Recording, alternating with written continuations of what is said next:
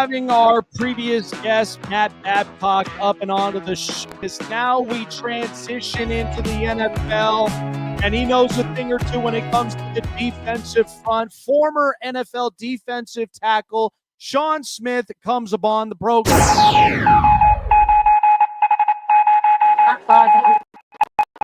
So, Shaun, in my last take, when I mentioned about Trey Hendrickson and from your former organization you played for in the Cincinnati Bengals, I just am like right now, I like Trey Hendrickson. I really do. I just feel like with the situation on the defensive front, we knew that they had a hard time stopping the run. They were able to get sacks and pressures. So when I look at this situation, my biggest initial thought is make a move, get some capital, because if you sign it, I understand the precaution.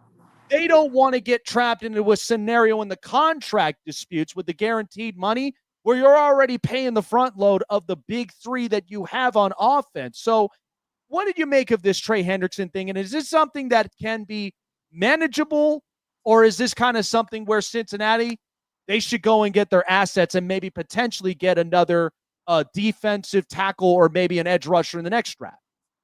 Well, they're going to need an edge rusher. I mean, just being honest. I played 4 years for the Bengals. Even when I was a restricted free agent, I never forget they didn't think I was going to get the deal that I got when I went to Cleveland, the division rivalry, one of their division rivalries. So, I mean, Mr. Brown, he's a good owner, don't get me wrong, but they're just cheap. You know, I mean, you hear the stories from TJ, Chad, Big Willie, all the guys that played there before me and were with me. It's just a matter of, they're just being cheap. Yeah. You can't. The Bengals are not Dallas Cowboys where you got Jerry Jones and how Jerry Jones is doing Micah Parsons. You can't do that to Trey. Trey has proven over the last few years that he's a double-digit sack guy, he's a high-motor guy, and he brings the energy to the defense. I mean, I understand locking him up and paying him all that money. I mean, that's the risk you take anyway. That's the risk you take when you draft a guy or if you get a guy undrafted. Just even like what they was doing with the Stewart situation. That's just, people say it's catty, yeah, the kid should have guarded time, but I mean, as a player, I'm looking at it from both sides. As a player, you want to protect yourself, and also as a business owner, you want to protect yourself too. So you have to be fair and reasonable. But nowadays, everybody's not being fair and reasonable. So yeah, it's like in the movie Jerry Maguire. Show me the money. You got to get it while you can because you're not going to get it. Let's say next year. Right. I mean, each year as you get older, they try to say you don't got it no more. But he's proven that he got it, and it's also proven that if he doesn't play, they're not going to win. As you see in the preseason right now, they can't stop the run. They're struggling right now. They're pass rush is not there. Yeah, granted, you're playing preseason. Everybody say, sorry about that. Everybody say it's preseason. But preseason matters when people don't understand it because you're trying to get the guys to run your basic offense and basic defense. If you can't run your basic offense and basic defense, you have no point of being on the team. You're not going to keep you unless you're a guy that you're trying to keep for practice squad to develop. But other than that, you're not developing the guy. So Yeah. pay the man, show the man the money, pay him the money, and let it go. Because the only other thing you can do is trade him. You can trade him and get some future picks, but I don't know how that's going to work out. Right. It's mostly, it's a risky business type of thing. I hope that they are able to figure out this situation. But yeah, it's really going to be interesting up from when the season starts up. So even another situation I even talked about, I actually had Nolan Carroll up and on the program not too long ago, and we were talking about the Micah Parsons situation with Dallas.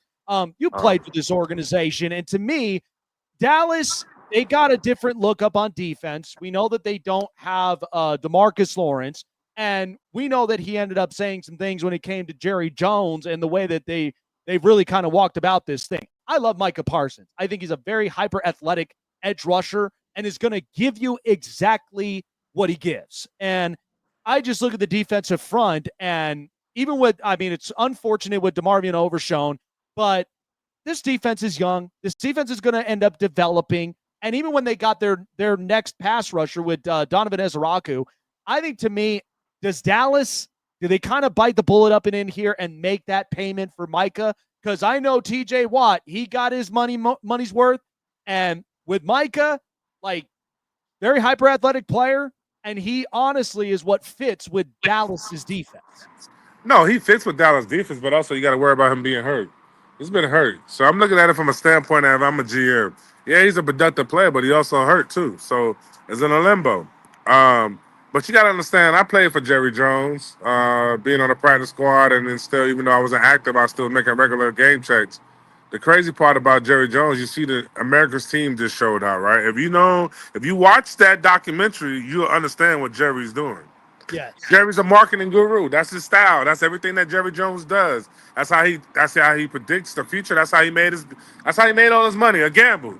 So he's taking another gamble with Michael Parsons in this situation. And I think before the season start, he's either going to sign the night before, or they're going to get something done. If not, they're going to trade him. But the crazy part is Michael Parsons already asked for a trade. So with him asking for a trade, that means, you know what I mean? He's doing good. The only reason he's at practice right now is so he won't get fined. That's what people don't understand. He's at practice so he won't get fined. Comes out in his jersey, da-da-da, laugh, kiki. But you just don't never know. I mean, that's why they call it America's team, but really the Chiefs are America's team.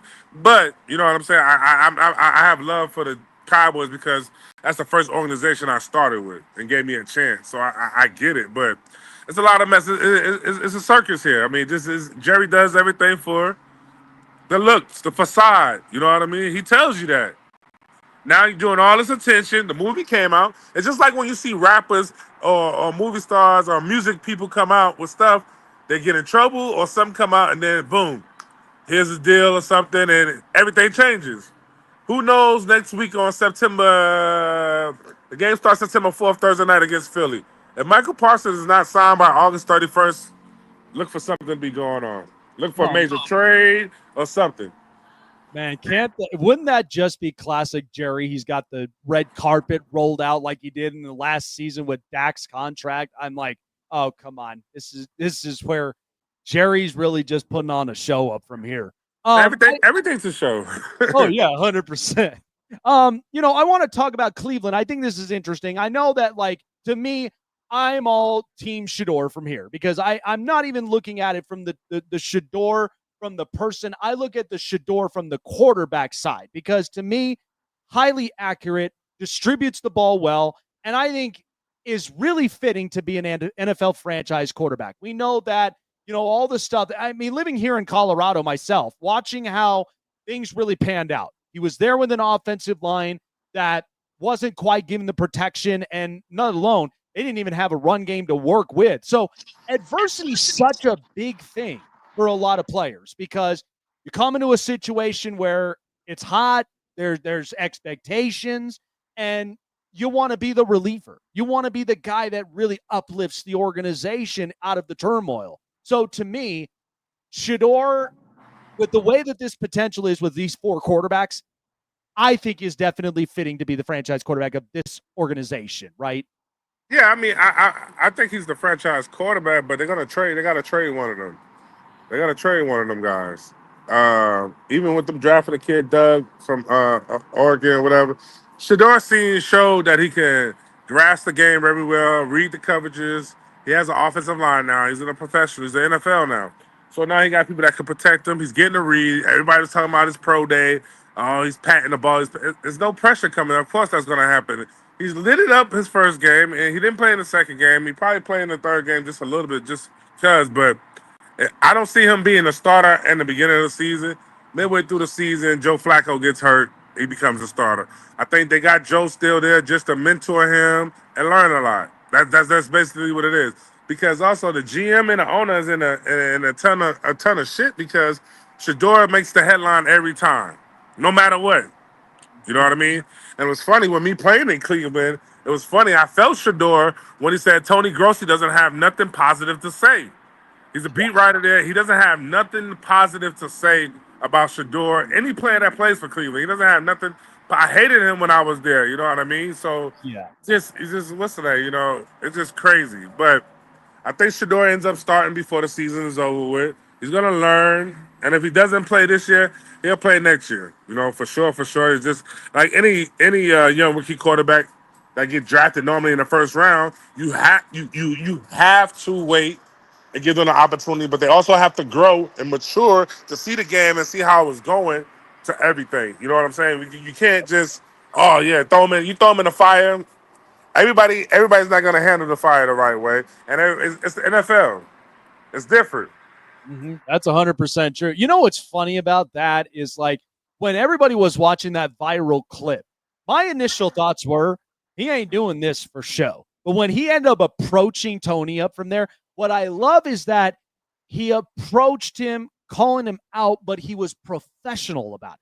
Like he wasn't out there making a scene. He wasn't Yeah, out he there. didn't. He didn't. He didn't raise his voice. He didn't go Yeah, crazy. He didn't. He didn't. He didn't. He just did it the right way and just said, "Man, hey Tony, why do you always have something negative to say? You haven't said nothing positive to say. You haven't said nothing positive at all, and none of that stuff. So when you're doing that, you can't do that. How you gonna expect me to do an interview with you if you're always writing negative stuff about me? There's no way we can do an interview. yeah, Unless I got 100%. in some trouble, y'all understand. I gotta face the consequences. Oh, Shedeur drew through fucking 4 interceptions or something like that. I can understand that situation, but that's not the situation right now. Tony Grossi's always been known to try to beat up players on anything. He did it to Braylon Edwards when I was there. You know what I mean? Yeah. And then, Mhm. I mean, it's just crazy. So you just have to watch who you do interviews with. Just like I don't interview with everybody. I'm just don't. Even though you reached out to me and I had to do my research because I got to see what angle the interview is coming from before I even say, okay, I'm gonna commit to the interview. Because every interview, everybody got a different angle of what they're trying to do and portray you as an athlete.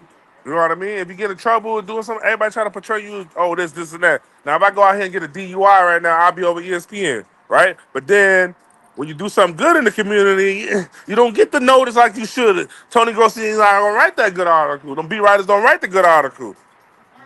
Yeah, 110% right, man. And what I always love is I love to give fairness to a lot of former players and a lot of people that I have up and onto my show, and just balanced and unbiased because I love the story behind it. That's the experience, and it's what the audience is. They love about it so much. But yeah, you're absolutely 110% right about that.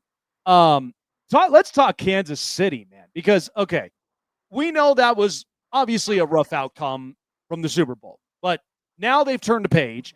We know that they've got some fire boiling in their stomachs right now.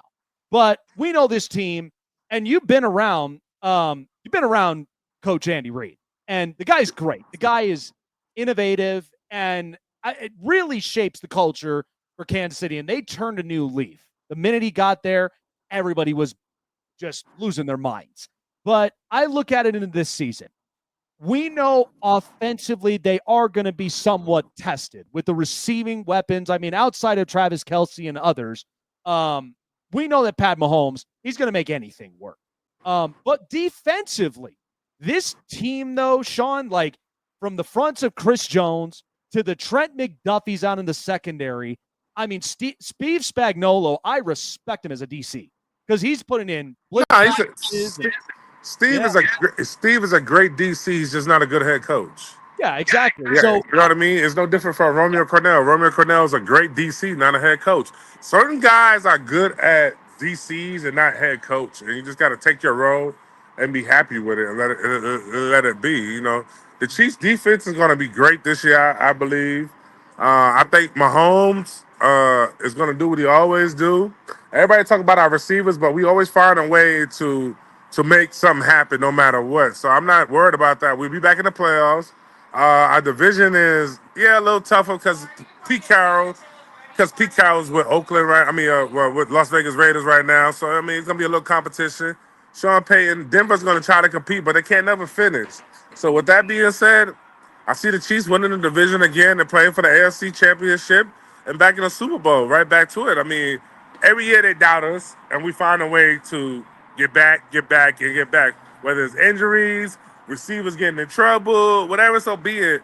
All the turmoil and the adversity that we face, it always worked with no problem. We get back to it. And like you say, you let off with Andy Reid. Andy Reid's a great coach. His philosophy, as you seen the show Kingdom on Netflix, is another let you the inside know. You know what I mean? Mr. Hunt, hands out to him, and shout out to him because Mr. Hunt's a great owner, and he listens to the players too. That's a crazy, you know what I mean? That's the crazy part about that. Like everybody was talking about on Kingdom Come on the Kingdom show about the underground. I've been knowing about that. You know what I mean? It's certain thing. Everybody don't get to know about that unless you tied in and tapped in like that.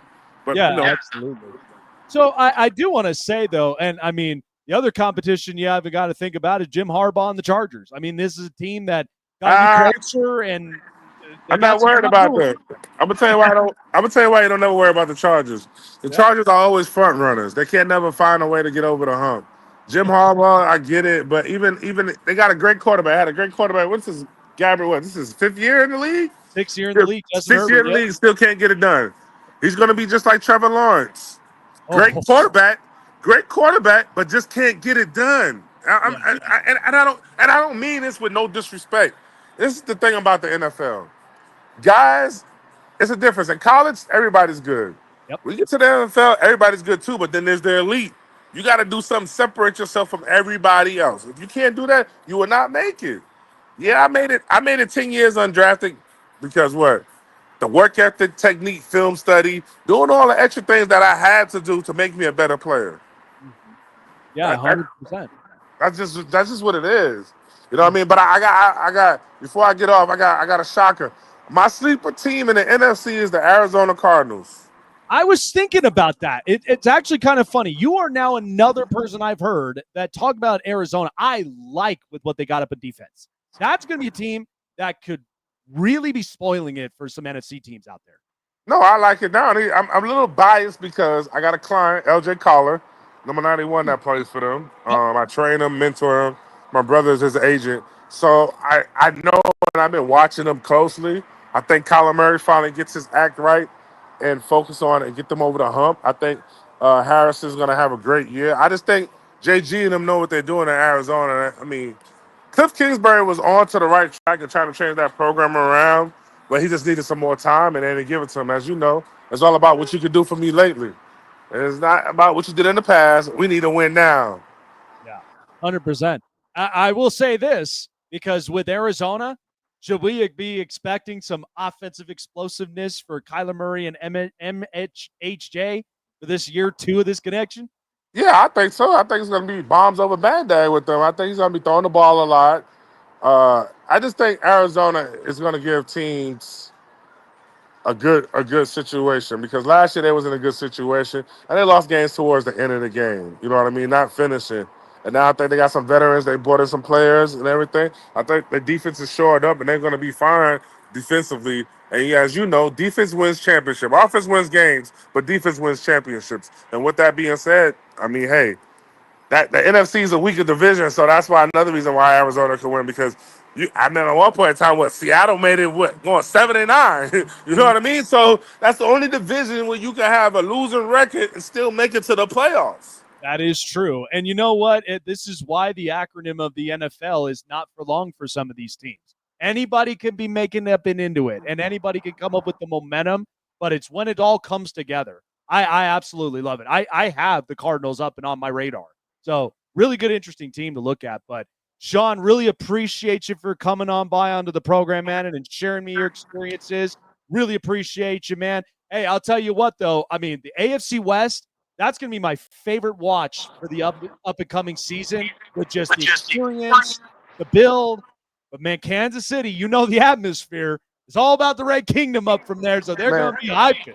I tell you like this: there's nothing like Arrowhead, bro. I've played in every stadium, and there's nothing like Arrowhead. It's a louder stadium, the fans, the atmosphere, everything. Just like the Thanksgiving game is going to be crazy here in Dallas because this is where I live at in Dallas, Kansas City. The Dallas game when the tickets went on sale, sold out immediately. Oh, Immediately. So, you know what I mean? So it's just gonna be crazy, see how it goes. But it's gonna be an interesting football season. And on that last note, before I go, I think it's gonna be a major trade happen before the first kickoff for the season. gosh, I'm waiting for that. I've been like It's a searching major all my trade. Yeah, I've been searching all my social media, so I'm ready to see what will happen before the kickoff comes up.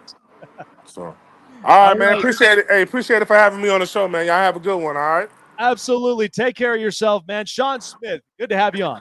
All right. Thank you. Absolutely. Yeah, there you go, guys.